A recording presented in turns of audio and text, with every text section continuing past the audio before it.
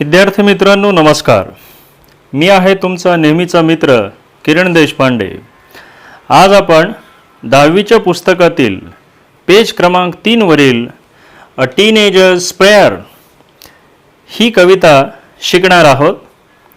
हा व्हिडिओ पूर्ण बघण्याआधी 10वीच्या विद्यार्थ्यांनी 10वी इंग्रजी विषयाचे पुस्तक उघडून पेज क्रमांक 3 बघावे, म्हणजे तुम्हाला ही कविता अधिक चांगल्या प्रकारे समजायला मदत होईल.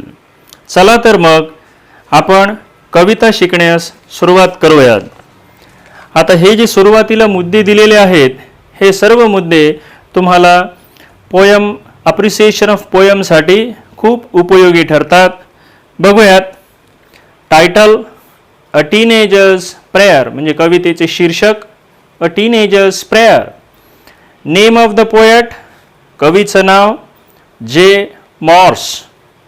नंबर ऑफ स्टांजाज म्हणजे कवितेमध्ये कडव्यांची किंवा त्याच्यातील चरणांची संख्या किती आहे 5.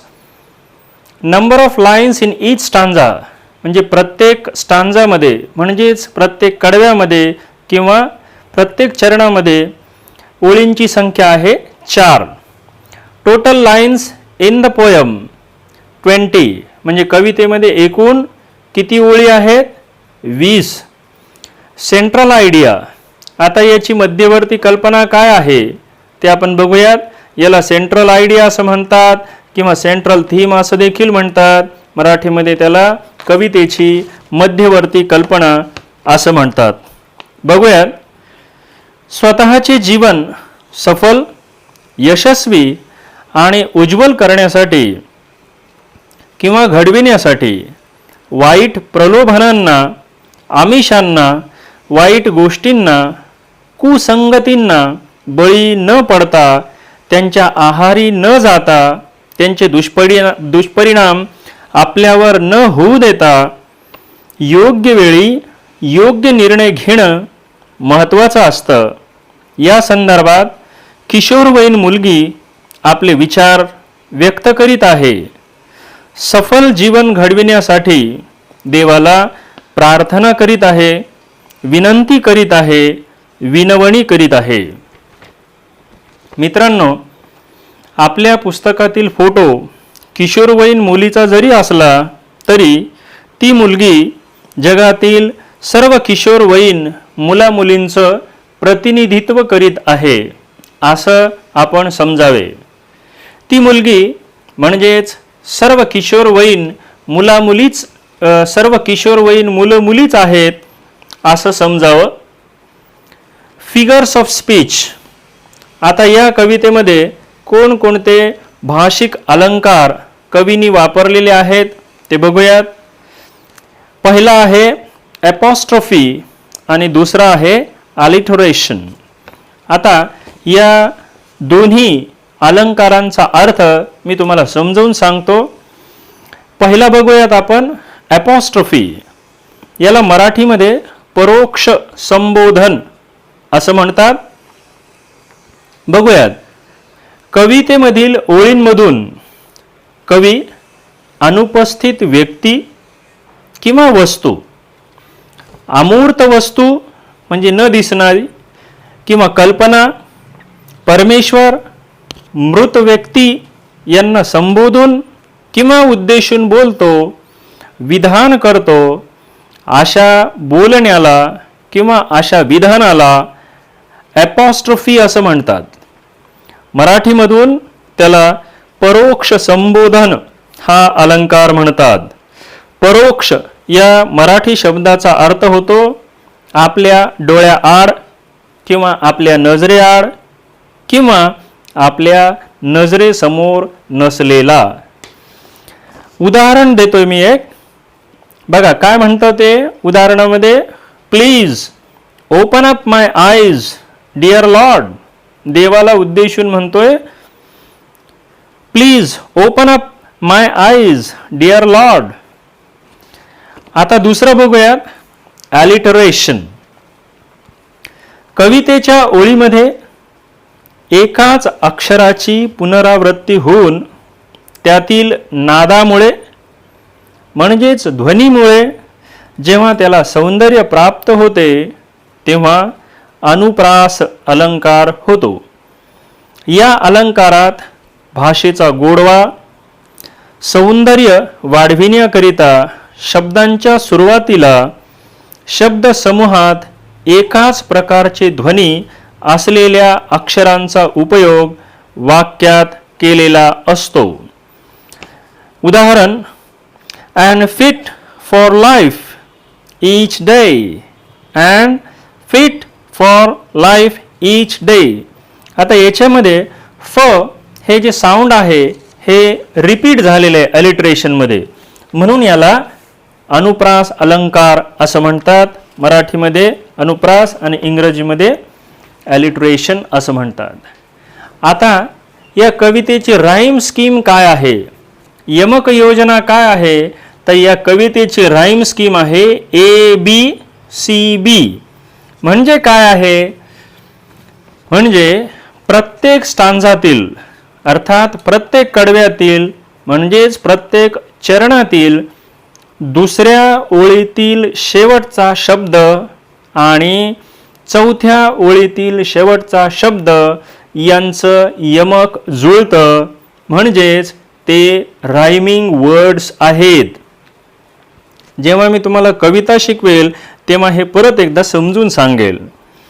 स्पेशल फीचर्स, या कवितेचे विशेष लक्षणं विशेष वैशिष्ट्ये काय आहेत ऐका. 5 कडव्यातील ही कविता साचेबद्ध आणि रचनात्मक कविता आहे. किशोरवयीन मुलीचं चिंतन आणि प्रार्थना आहे. प्रत्येक किशोरवयीन मुला मुलींसाठी उपयुक्त, चिंतनशील आणि अनुकरणीय अशी ही कविता आहे. पुस्तकातील मुलगी म्हणजे पुस्तकामध्ये चित्र दिलेले आहे बघा. पुस्तकातील मुलगी डोळे बंद करून दोन्ही हात जोडून देवाला प्रार्थना करणारं चित्र, देवाची विनवणी करणारं चित्र अतिशय समर्पक आणि बोलकं आहे. म्हणजे देवाला प्रार्थना करते ती मुलगी, देवाला विनंती करते, विनवणी करते आणि हे चित्र एकदम बोलकं आहे. मित्रांनो, आता आपण प्रत्येक स्टांजा ज्याला आपण कडवं किंवा चरण असं म्हणतो त्याचा मराठीतून अर्थ बघूया.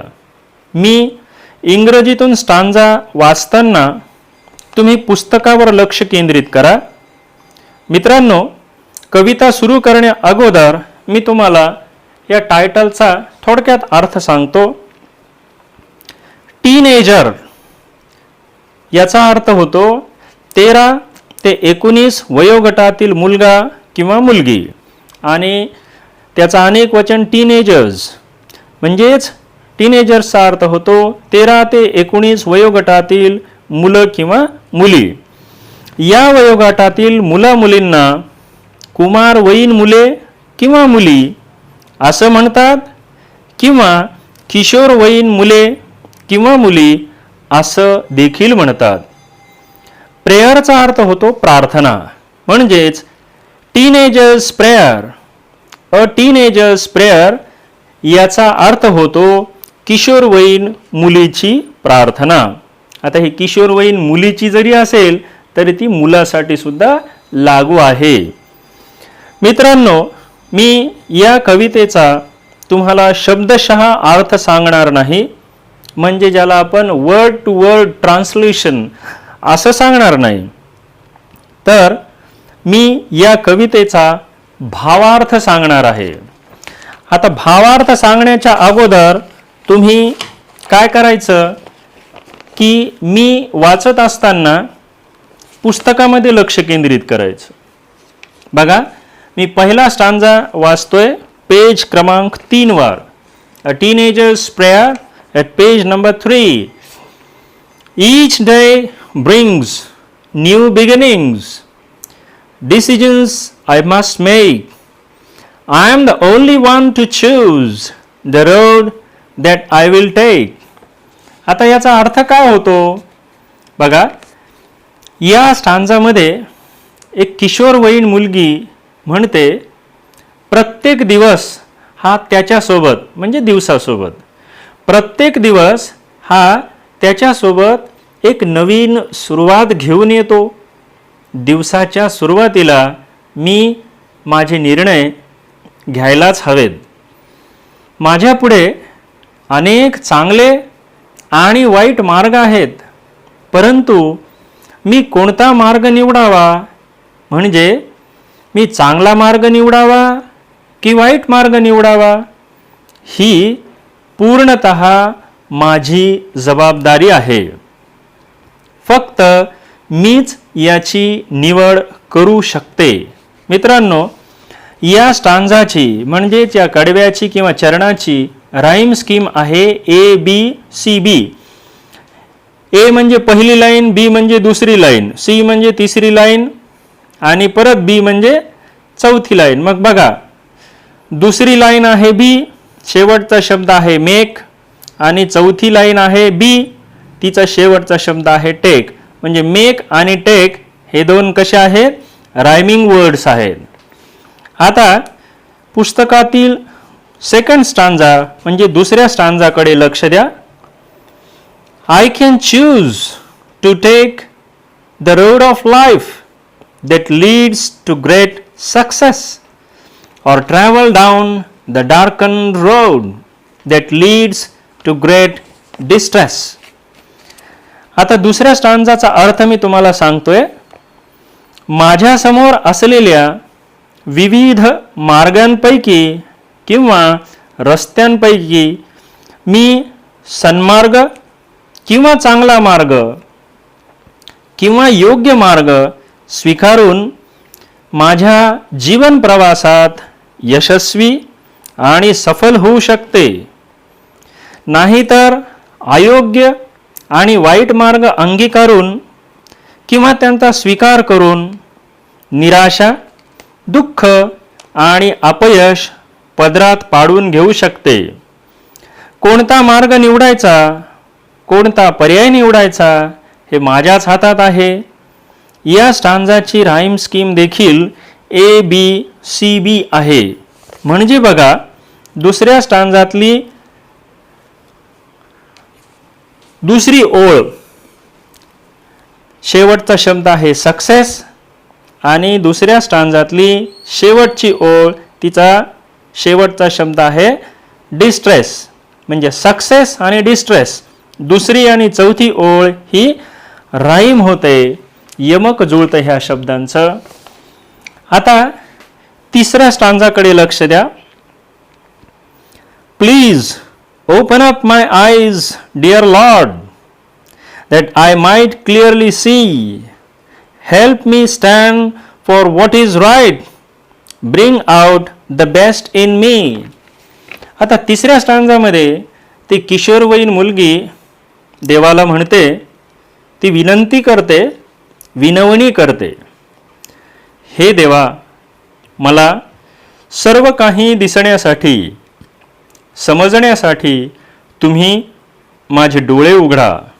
मला चांगली दृष्टी द्या, मला समज द्या. जे खरं आहे, जे योग्य आहे, जे सत्य आहे, त्या बाजूने मला उभे राहण्यासाठी तुम्ही माझ्या सोबत राहा. माझ्यातील जे काही उत्तम असेल, सर्वोत्तम असेल, ते बाहेर आणण्यासाठी, समोर आणण्यासाठी मला मदत करा. मित्रांनो, या स्टांजाची राईम स्कीम देखील ABCB अशी आहे. तिसऱ्या स्टांजातली दुसरी ओळ तिचा शेवटचा शब्द बघा सी, आणि तिसऱ्या स्टांजातली शेवटची ओळ तिचा शेवटचा शब्द आहे मी. म्हणजे सी आणि मी हे दोन कसे आहेत, रायमिंग वर्ड्स आहेत. आता चौथा स्टांजा बघा तुम्ही. चौथ्या स्टांजामध्ये Help Lord to say, help Lord to just say no when temptation comes my way, that I might keep my body clean and fit for life each day. आता चौथ्या स्टांजामध्ये ती किशोरवयीन मुलगी काय म्हणते, तर ती किशोरवयीन मुलगी देवाला परत एकदा विनंती करते, विनवणी करते, हे देवा, ज्या ज्या वेळेस माझ्या जीवनात वाईट, अयोग्य आणि अनिष्ट गोष्टी करण्यासाठी आमिष आणि प्रलोभन येतील, त्या त्यावेळी मला अशा वाईट, अयोग्य आणि अनिष्ट आमिषांना आणि प्रलोभनांना ठामपणे नकार देण्यासाठी मला मदत करा. असं केल्यामुळं माझं शरीर, मन, बुद्धी, विचार स्वच्छ, निर्मळ आणि योग्य राहून जीवनातील प्रत्येक दिवस मी आरोग्य संपन्न आणि सन्मार्गाने योग्य प्रकारे घालवू शकेल. जीवनातील प्रत्येक आव्हानांचा, संकटांचा मी समर्थपणे सामना करू शकेल. मित्रांनो, या स्टांजाची राईम स्कीम देखील ABCB आहे. चौथ्या स्टांजातली दुसरी ओळ बघा, शेवटचा शब्द आहे वे, आणि चौथ्या स्टांजातली चौथी ओळ म्हणजे तिचा शेवटचा शब्द पहा, तो आहे डे. म्हणजे वे आणि डे हे दोन रायमिंग वर्ड्स आहेत, म्हणजे त्याची राईम स्कीम आहे ABCB. आता आपण शेवटचा स्टांजा बघूया. शेवटच्या स्टांजामध्ये ती मुलगी काय म्हणते, When my teenage years are over, I know that I will see that life is lived its very best with you walking next to me. मित्रांनो, या स्टांजामध्ये ती किशोरवयीन मुलगी देवाला म्हणते, माझा किशोरवयीन कालखंड म्हणजेच किशोरवयीन कालावधी जेव्हा संपेल तेव्हा मला खात्रीनं असं सांगता येईल की मी तुमच्या मार्गदर्शनाखाली, म्हणजे देवाच्या मार्गदर्शनाखाली, तुमच्या आशीर्वादाने म्हणजे देवाच्या आशीर्वादाने हा कालावधी किंवा हा कालखंड अतिशय आनंदात आणि उत्तम प्रकारे व्यतीत केला आहे, घालविला आहे. म्हणजे हा कालखंड अतिशय आनंदात आणि उत्तम प्रकारे व्यतीत केला आहे, घालविला आहे. या स्टांजाची राईम स्कीम देखील ABCB आहे. मी तुम्हाला सुरुवातीला सांगितलं की या कवितेची राईम स्कीम ABCB आहे. प्रत्येक स्टांजाची राईम स्कीम ABCB आहे. बघा, शेवटच्या स्टांजामध्ये दुसरी ओळ आहे, शेवटचा शब्द सी, आणि शेवटच्या स्टांजातली शेवटची ओळ म्हणजे चौथी ओळ, तिचा शेवटचा शब्द आहे मी. म्हणजे सी आणि मी हे दोन्हीही रायमिंग वर्ड्स आहेत, यांचं यमक जुळतं. मित्रांनो, 13 ते 19 वर्षाचा कालखंड सर्वच व्यक्तींच्या जीवनातील अतिशय महत्त्वाचा कालावधी असून जीवनाला कलाटणी देणारा, आपले भवितव्य ठरविणारा, दिशादर्शक असा कालखंड आहे. या वयोगटात मुलं-मुलींची शारीरिक वाढ झालेली असते, परंतु बुद्धीची, विचारांची परिपक्वता नसते, अनुभव कमी असतो. त्यामुळं अनेक प्रलोभनांना, आमिषांना, वाईट बाबींना, वाईट व्यसनांना, वाईट व्यक्तींना, वाईट प्रवृत्तींना बळी पडून त्यांच्या आहारी जाऊन आपलं आयुष्य बर्बाद होण्याचा, चुकीच्या मार्गाने जाण्याचा धोका असतो. त्यामुळं आपलं शरीर, मन, बुद्धी, विचार स्वच्छ आणि निर्मळ ठेवणं अतिशय महत्त्वाचं असतं. जीवनातील महत्त्वाचे निर्णय नीट, व्यवस्थित आणि सारासार परिस्थितीचा विचार करून घेणं हे अतिशय महत्त्वाचं आहे. मित्रांनो, हेच या कवितेचं सार आहे. मित्रांनो, आज आपण अ टीनएजर्स प्रेयर या कवितेबद्दल माहिती घेतली. ही माहिती तुम्हाला आवडली असल्यास लाईक करा, कमेंट करा, तुमच्या मित्रमैत्रिणींना शेअर करा आणि हो, या चॅनलला सबस्क्राईब करा. थँक्यू.